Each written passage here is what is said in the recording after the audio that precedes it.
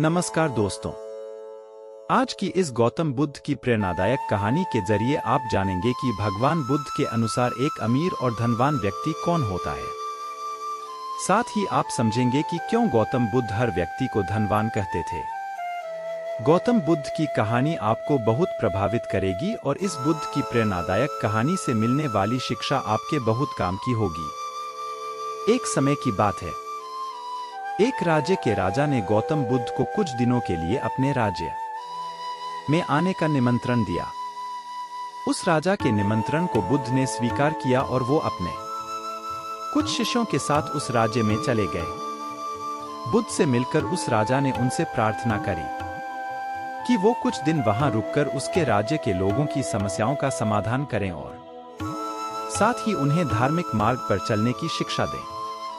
बुद्ध ने राजा की बात मान ली और 3 दिन के लिए उन्होंने इस राज्य में धर्मसभा करने का फैसला किया। गौतम बुद्ध की आने की खबर पूरे राज्य में फैल गई और धर्मसभा के पहले ही दिन बहुत से लोग आए। उसी राज्य के चौराहे में एक भिखारी बैठा रहता था।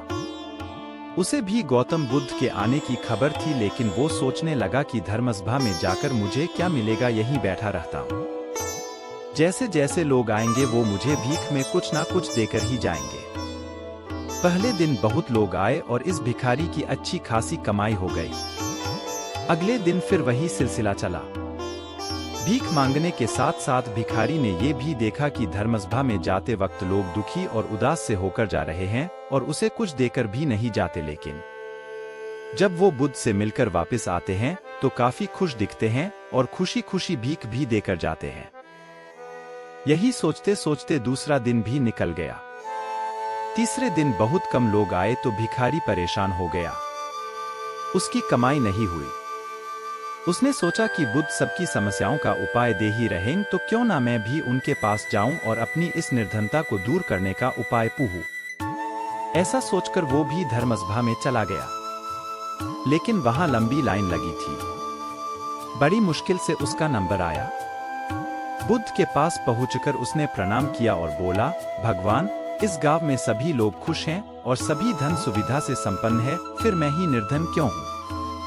उस भिखारी को देखकर भगवान बुद्ध बोले, तुम निर्धन इसलिए हो क्योंकि तुम हमेशा दूसरों से मांगते रहते हो लेकिन कभी किसी को कुछ देते नहीं। तुम सोचते हो कि लोग तुम्हें भीख में बहुत पैसे दें, लेकिन बदले में तुम किसी को कुछ देना नहीं चाहते। ऐसा सुनकर वो भिखारी बड़ी हैरानी से बोला, भगवान, मैं क्या लोगों को कुछ दूंगा? मेरा तो खुद का गुजारा भीख मांग कर चलता है। मेरे पास देने को है ही क्या? बुद्ध कुछ देर के लिए मौन हो गए और थोड़ा देर रुकने के बाद बोले, तुम बहुत मूर्ख हो। किसी को देने के लिए या दूसरों के साथ बांटने के लिए ऊपर वाले ने तुम्हें और हम सभी को बहुत कुछ दिया है। मुस्कुराहट दी है जिसे तुम दूसरों के साथ बांटकर उनमें आशा और उम्मीद जगा सकते हो।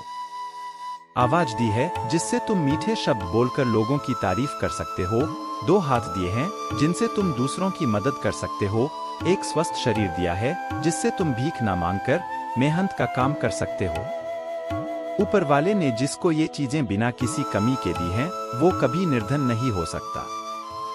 तुम निर्धन हो तो बस अपनी सोच की वजह से।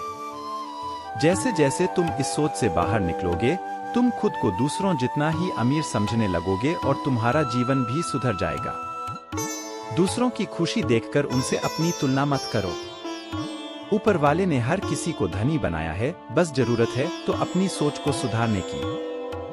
भगवान बुद्ध की बातें सुनकर उस व्यक्ति को अपने जीवन का मूल्य समझ आ गया और वो उनके दिए हुए उपदेश के अनुसार अपना जीवन जीने लगा। अगर आपको कहानी अच्छी लगी हो तो सब्सक्राइब करें और अपने दोस्तों के साथ शेयर करें। तो चलिए मिलते हैं आपसे जल्द ही नई प्रेरणादायक कहानी के साथ।